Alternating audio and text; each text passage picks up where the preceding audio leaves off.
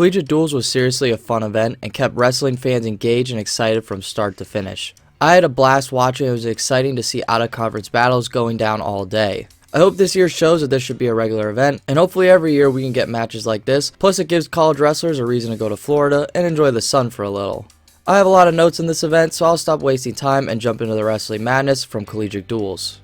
But before I talk about the first dual meets in Florida, hey everyone, my name is Tanner, and this is TrueTan Wrestling. I primarily do tournament and dual previews/recaps, breaking news stories, and lineup breakdowns, along with some college wrestler retrospectives. If any of that sounds interesting to you, please consider hitting that like button, and especially that subscribe button. It would go a long way and much appreciated. If I missed any major key points that you noticed from Collegiate Duels, feel free to let me know in the comment section below. Now, let's jump in. I plan to mostly go in chronological order, starting with the first two matches, Missouri vs. Binghamton and Virginia Tech vs. Hofstra. These duels went as expected, but before I get into that, I'm not going to waste anyone's time and just highlight that Spencer Lee is back at 125. Out of all the awesome wrestling and quote upsets that happened from this week, I think one of the biggest headlines is that Spencer Lee is back. Spencer Lee looked fine in my opinion. He had a tech fall over Central Michigan, a major decision over Lehigh, and a decision win over Camacho of NC State, but those are all national qualifier level wrestlers, and I know Spencer Lee can tech fall or even pin high All-American level wrestlers, but we have to remember he just got back on the mat. I know he has probably been training for a while now, and especially in the Iowa room, but it is going to take him some time to get back to his true form. This is a small sample size of matches, and all I have to say is don't count Spencer Lee out because people have done it before, and he's still a 3-time national champ going for his 4th title this year. So I'm going to hold on to my chips for now. But now let's get back to the chronological order. We'll talk more Spencer as this video goes on.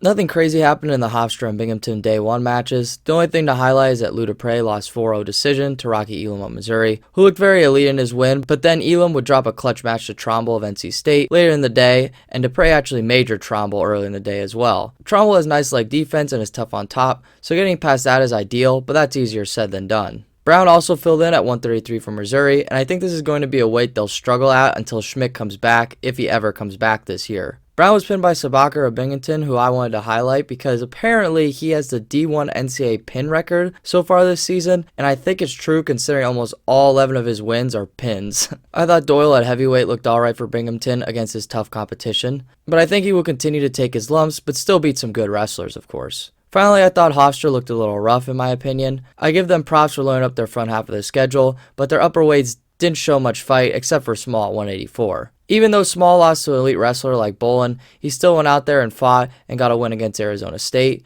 Overall, I think it is awesome that Hofstra is loading up their front half of the schedule, but they looked a little flat in my opinion, but I know their competition was very strong. Finally, we get to the quote finals of the Day 1 morning session with NC State versus Missouri and Virginia Tech versus Arizona State. I will talk about Virginia Tech and Arizona State first. I thought the air was knocked out of this duel very early for some reason, especially when McGee beat Myers. It just seemed like Virginia Tech had no answers for them. I mean, they did lose the first 6 weights, so that might have something to do with it. Courtney looked amazing, really taking it to Latona, getting several takedowns. McGee for sure rebounded himself, being a very good Myers of Virginia Tech, which was an awesome match, I thought. Vasquez looked good for the first period and a half, and then he seemed to really gas out, but he held off Girardi for the win. Another story I forgot to mention was that Andonian did not weigh in for Virginia Tech, so Montgomery was primarily their guy, and Parker would major him, and then Teamer and Brady was honestly a little boring in my opinion, and you could kind of get those boring matches with Teamer from time to time. Honestly, if you were Brady, you wrestled a perfect match against a guy like Teamer who has so many different weapons, but I think they both could have attacked more in this match in my opinion, and that's easy to say as a fan, but I've seen them both attack against high-level opponents, and they both have great stuff. Valencia somehow made it to this tournament, which I was happy to see that he made it. He literally flew in from Mexico's qualifying tournament right to Florida to wrestle, which is really awesome and shows some dedication to Arizona State. I even said in one of my videos that I was going to have to edit him out of my preview video, which I actually did, but it was pretty baller to see him make it to this event. With all that said, it kind of showed that he was training primarily freestyle before this event during his Ulrey match because he had a big lead and barely won 11-9, giving up several points to Ulrey of Virginia Tech late. In my opinion, Arizona State definitely looks like they could push for that 4th place spot at NCAAs, but they were hurting at 174 and 184 all week, so maybe taking off Cale Valencia's red shirt is more probable than I originally thought. Norfleet looked great day 1 though at 197. He missed All-American last season, but he looked great majoring Howard and Rogers, who are definite national qualifier wrestlers.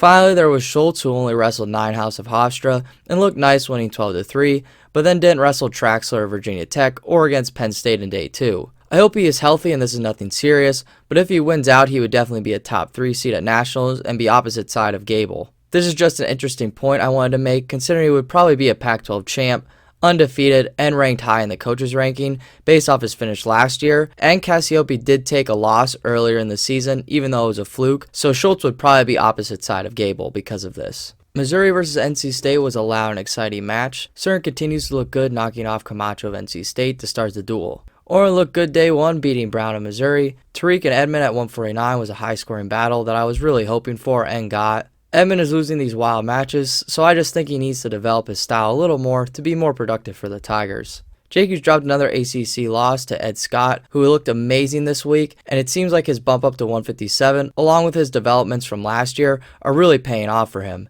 He's going to be so exciting to watch come March.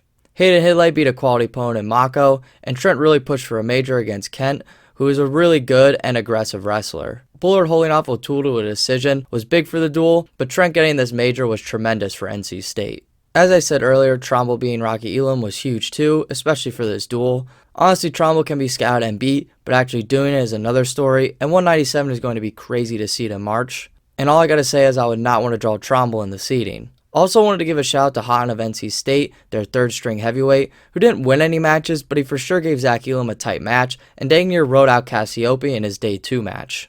NC State really showed how deep they are at every single weight class, and every weight class is probably a battle every day in the room. The second half of the day had some exciting matches like Cornell versus Penn State, with UNI thrown into that pool, and Iowa's pool wasn't really the best, but they still had some crazy fun matches within those duels. Cornell rolled through UNI, which leads to another 125 headline, which is Vito Arujau answering everyone's question that yes, he is Cornell's 125. He smoked Teskey, putting him to his back and showing that he is in the conversation for top 4 at 125. Top 4 at this weight are really impressive, and those semifinals will be a great way to start Friday night in March. Fernandez was back at heavyweight, and so is Yapoyan at 157. They both didn't wrestle at CKLV, but they both got wins against UNI. Ramirez beat a good ranked Yant at 165, along with Kakaisen being low Cornell, who I'm still really high on based off his wins and even his close losses this season. Lehigh dominated an alright Central Michigan team. Munson beat Bryan at Lehigh again. Lane beat a pretty good Berglund at 125, and the biggest win was to see McGonigal at 141 take out All-American threat Simon of Central Michigan. This was Simon's first loss of the season.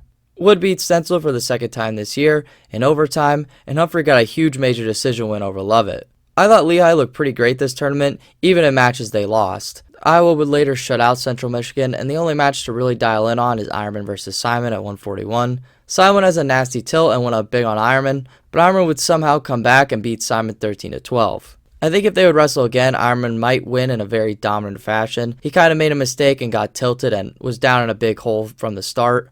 Lee also tech Berglund here, and I'm only mentioning it because Spencer made his debut that match. And also Michael Kemmer has yet to wrestle at 174, so it was mostly Nelson Brands all weekend. And I heard he was there, so he's probably making his return soon, but who knows. Penn State's 2 duels, of course, resulted in lineup questions. I'm going to go a little out of order and just talk about both of Penn State's duels as we go weight by weight. Teskey only beat Campbell 2-0, which looked promising, but Campbell wrestled all the matches and Shunk wrestled an extra, so for now it seems like Campbell's the guy for Penn State at 125, as Drew Hildebrandt rumors seem to have slowed down. Vito Arujau also decked Campbell, pinning him extremely fast, which is a little tough to watch. Nick Lee and RBY looked awesome. Nick Lee bonus pointed everyone at this event, and RBY got a pin against a decently productive Biscolia of UNI, and Major La Jolla of Cornell, who is a pretty decently productive wrestler too. Burlett had another close match with Lara of UNI, but Lara is a pretty productive wrestler for Northern Iowa. Yanni would eventually continue to show how Bartlett stacks up in the 149 landscape by majoring Bartlett in the duel, so Yanni is clearly the guy, and Bartlett still has some development to do.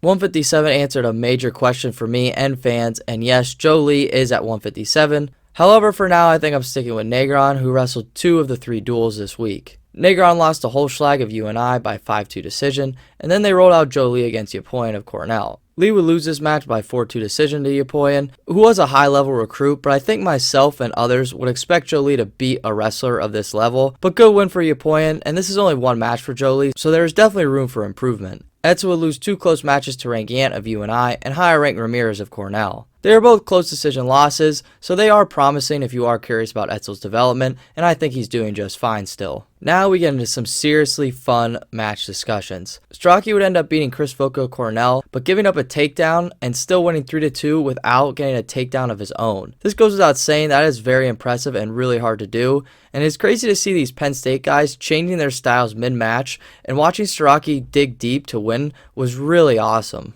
Brooks would have a tight 3-2 win over Kakaisen, which was a battle and rematch from last year's NCAA semifinals. These two are for sure possible champs at the end of the season, but Brooks has the edge for now. Then Brooks hammered Lowe of Cornell, which was a nice win late in the duel, and big for the team score, and clearly a nice win for Brooks on his resume. Cardenas looked a little better than he did at CKLV, only losing to Max Dean 4-2, but Dean still looked great all tournament, and honestly I think he deserves to be ranked number 2 in the country, behind AJ Ferrari, but I need to see that match. Bonacorsi of Pitt versus Dean would also be interesting, and I wish Pitt versus PSU was still a duel on both of their schedules. Penn State would beat Cornell with Kirk Fleet shutting out Fernandez 5-0, who still looked a little less productive than expected, but definitely still a tough wrestler. The Penn State versus Cornell duel was awesome and really highlighted day 1. Iowa versus Lehigh was fun, but not very competitive, even with some big guns losing and missing for Iowa. Spencer Lee only majored lane of Lehigh, but like I said earlier, it's still early in the season, and it was still a bonus point win for Iowa. Malik Hines I hope returns soon and is healthy, because he was missing for Lehigh all week, and they are struggling a little at 133 without him.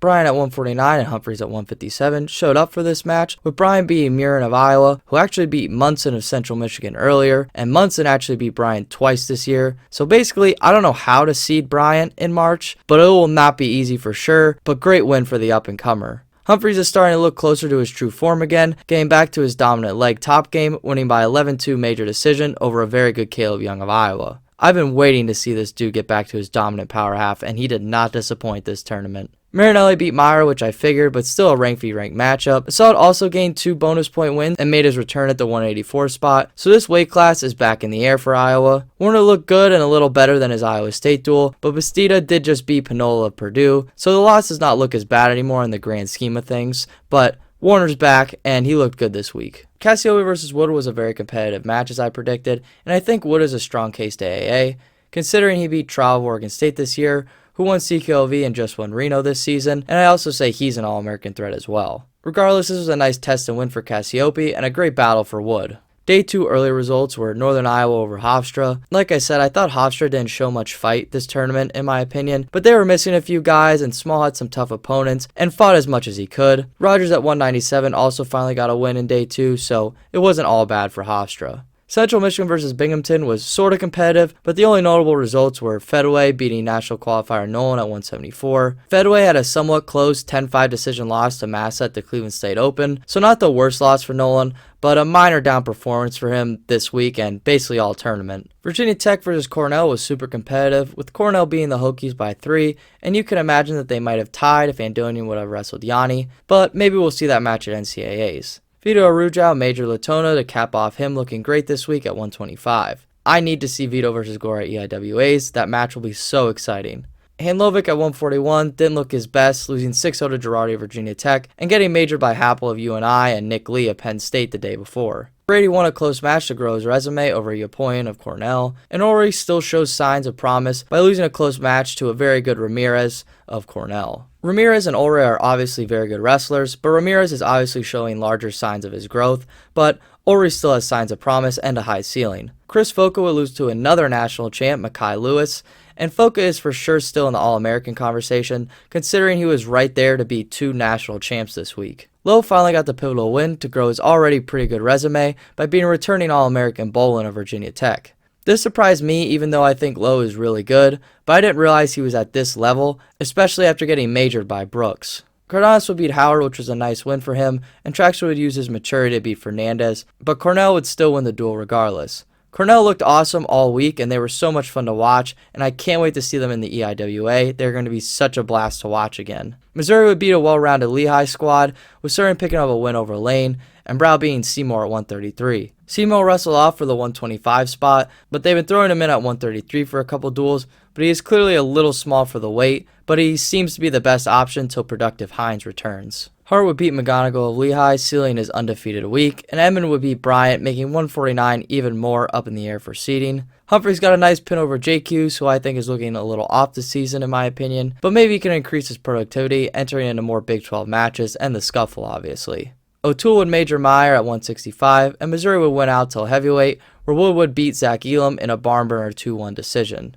I thought both of these teams looked good for the most part, and they were both fun to watch all event. Even though they both took losses, I still loved watching them. We enter our last two matches, which are our championship matches of collegiate duels, and trust me, they did not disappoint. I'll start with Penn State versus Arizona State, since Iowa versus North Carolina State was a little closer and slightly more fun. Courtney of Arizona State continued his strong showing by majoring Campbell, but Penn State would rally back down 0-4 by RBY being returning All-American McGee in a nice fun match, and Nick Lee blew through Vasquez by a 14-3 major decision, and the crowd was actually counting shots to get stall calls against Vasquez. In a huge match, Barlett beat Parco in overtime at 149, which shows the depth of a top-heavy 149 weight class, and that anything and everything is going to happen in March. Barlett wrestled another close match and got to his attacks in overtime to knock off another ranked wrestler, but this was easily his best one of the season, and this was Parco's first loss on the year. Parco still looks great, but shows that Barlett is a little closer than we think to All-American. Teamer would beat Negron at 157,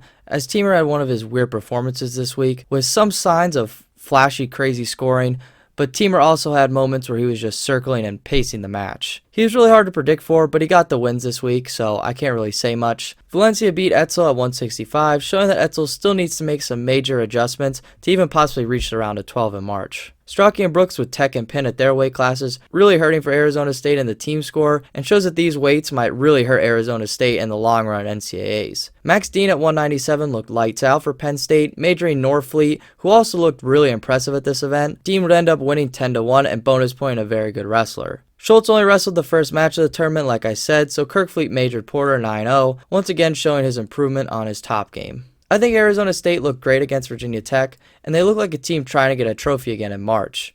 They have their heavy hitters, but they have some serious holes, so one or two underperformances in March will really hurt them. And then Penn State has their big guns, and Max Dean continuing to show that the bump up to 197 was a good move. Their other heavy hitters look great, even though they had some close matches, they pulled it out and dug deeper than their opponents. Unfortunately, Penn State's whole weights did look a little rough, but they still are showing promise in my opinion. Finally, we reach NC State versus Iowa, and I'll start with this.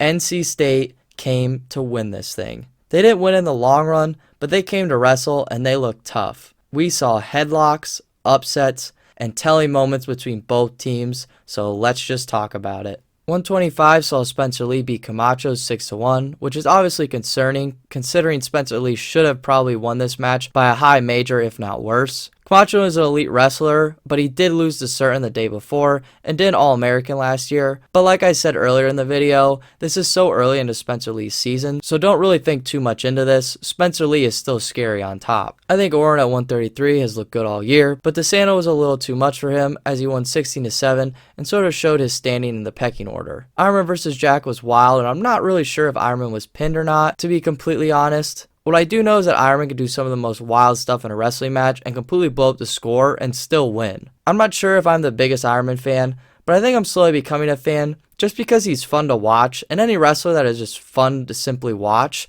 I gotta be a fan of that. Overall, it would have been crazy to see Jack get the defensive pin, but that simply just didn't happen, but he wrestled Ironman tough. Murin didn't wrestle, but Siebrecht held Tariq to a decision, which was massive for a duel of this magnitude. And then we get 157 where we saw Ed Scott put a cherry on his great tournament and Caleb Young ending his shaky tournament. Ed Scott hit a nice headlock to pin Young and make this a really exciting duel. The NC State fans were also great this entire event, and you could tell they missed some live Wolfpack wrestling last season.